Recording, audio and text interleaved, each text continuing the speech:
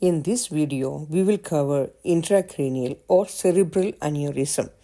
The definition, types, causes, pathophysiology, signs and symptoms, diagnostic evaluation, treatment and nursing interventions. What is intracranial aneurysm? An intracranial aneurysm is a dilation of the walls of a cerebral artery that develops as a result of weakness in the arterial wall. There are different types of aneurysm. First one is a saccular aneurysm, also known as a berry aneurysm. This type of aneurysm looks like a berry hanging from a vine. It's a round, blood-filled sac that protrudes from the main artery or one of its branches. It usually forms on arteries at the base of the brain. A berry aneurysm is the most common type of aneurysm. The second one is fusiform aneurysm. This type of aneurysm causes bulging on all sides of the artery. The third one is mycotic aneurysm. This type of aneurysm is caused by an infection. When an infection affects the arteries in the brain, it can weaken the artery wall. This can cause an aneurysm to form. Next, we will see causes. The causes of aneurysm is unknown, although research is ongoing. An aneurysm may be due to atherosclerosis, which results in a defect in the vessel wall with the subsequent weakness of the wall. Aneurysm can happen because of the congenital defect of the vessel wall, hypertensive, vascular disease, head trauma, or advancing age. Cerebral aneurysm results from congenital vascular disease infection. Next is pathophysiology. Blood flow causes pressure against a congenitally weak area of the arterial wall, causing it to stretch and become thin, somewhat like an overblown balloon. At this point, the risk of rupture is very high.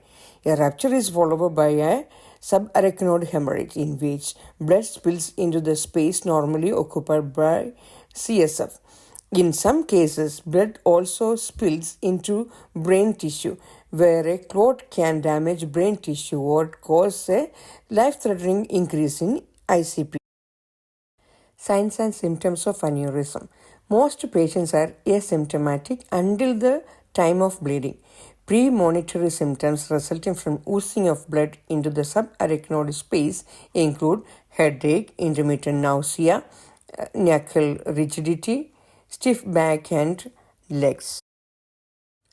If aneurysm rupture, a sudden severe headache is the key symptom of a ruptured aneurysm. This headache is often described by people as the worst headache they have ever been experienced. In addition to a severe headache, symptoms of a ruptured aneurysm can include nausea and projectile vomiting, confusion, altered level of consciousness including deep coma, meningeal irritation resulting in knuckle rigidity, back and leg pain, fever, restlessness, irritability, seizures, photophobia and blurred vision, hemiparesis, hemisensory defects, dysphagia and visual defects, diplopia, ptosis, dilated pupils, blurred or double vision, sensitivity to light and inability to rotate the eye. These are the signs and symptoms of ruptured aneurysm. In some cases, an aneurysm may leak a slight amount of blood, that is leaking aneurysm. When this happens, a more severe rupture often follows. Leaks may happen days or weeks before a rupture. Leaking brain aneurysm symptoms may include a sudden, extremely severe headache that may last several days and up to 2 weeks. Signs and symptoms of a patient with unruptured aneurysm. An unruptured brain aneurysm may not have signs and symptoms, especially if it is small. However, a large unruptured aneurysm may press on brain tissues and nerves. Symptoms of an unruptured brain aneurysm may include pain above and behind one eye, a dilated pupil, a change in vision or double vision, numbness of one side of the face. Now we'll see the diagnostic evaluation. Patients should undergo a CT scan to detect subarachnoid hemorrhage. MRI may detect vasospasm. Cerebral angiography can confirm an unruptured cerebral aneurysm. Cerebral angiography using the conventional method or CT confirms the diagnosis of an intracranial aneurysm. These tests show the location and the size of the lesion and provide information about the affected arteries, veins, adjoining vessels, and vascular branches. Lumbar puncture may be performed if there is no evidence of increased ICP. Lumbar puncture in the presence of increased ICP could result in brainstem herniation or rebleeding. So, if the patient is having increased ICP, we should not do lumbar puncture. Now we'll see how to treat the patient. It should be more conservative. The patient may receive conservative treatment if surgical correction poses too great a risk, commonly with elderly patients and those with heart, lung, or other serious diseases. If the aneurysm is in a particularly dangerous location or vasospasm necessitates a delay in surgery, then we have to go for more conservative treatment. Commonly, treatment for the patient who isn't a good candidate for surgery includes bed rest in a quiet, darkened room for as long as 4 to 6 weeks. Medical management. Allow the brain to recover from the initial bleeding. Provide bed rest with sedation to prevent agitation and stress. The patient must avoid stimulants including caffeine and aspirin. He may receive codeine or another analgesics for pain. Patient may receive corticosteroids to reduce edema, phenobarbital for sedation. Administer supplemental oxygen and maintain the hemoglobin and hematocrit at acceptable levels to assist in maintaining tissue oxygenation. We have to treat or prevent other complications such as rebleeding, cerebral vasospasm, acute hydrocephalus, and seizures. Manage vasospasm with calcium channel blockers such as limodipine, that is Limotop. Limodipine may be prescribed to limit possible neurologic deficits. We must manage increased intracranial pressure by draining the CSF via ventricular catheter drainage. Administer mannitol to reduce ICP and monitor for signs of dehydration and rebound elevation of ICP. Manage systemic hypertension with antihypertensive therapy such as hydralazine or another antihypertensive medicines. Arterial hemodynamic monitoring and stool softeners to prevent straining and elevation of blood pressure. Administer antifibrinolytic agents to delay or prevent dissolution of the clot if surgery is delayed or contraindicated. Antifibrinolytic agents such as aminocaproic acid inhibit fibrinolysis of blood clots and can potentially reduce the risk of rebleeding after a subarachnoid hemorrhage. If the patient is hypotensive, he may receive dopamine to ensure adequate brain perfusion. An accurate neurologic assessment, good patient care, patient and family teaching, and psychological support can speed recovery and reduce complications. Endovascular techniques may also be used. Endovascular therapy uses minimally invasive, catheter-based procedures and specialized equipment and techniques. Now we'll see the surgical management of aneurysm. To reduce the risk of rebleeding, the surgeon may attempt to repair the aneurysm. Usually, surgical repairs such as clipping or endovascular coiling, ligating. An aneurysm is clipped through a craniotomy, which is a surgical procedure in which the brain and the blood vessels are accessed through an opening in the skull. After the aneurysm is identified, it is carefully dissected or separated from the surrounding brain tissue. A small metal clip, usually made from titanium, is then applied to the neck or base of the aneurysm. Endovascular coiling refers to the insertion of a platinum coil into the aneurysm. A catheter is inserted into blood vessel, typically the femoral artery, and passed through blood vessels into the cerebral circulation and to the aneurysm. Coils are pushed into the aneurysm or released into the bloodstream ahead of the aneurysm. Upon depositing within the aneurysm, the coils expand and initiate a thrombotic reaction within the aneurysm. If successful, this prevents further bleeding from the aneurysm. In the case of broad-based aneurysms, a stent may be passed first into the parent artery to serve as a scaffold for the coils. Next is cerebral bypass surgery.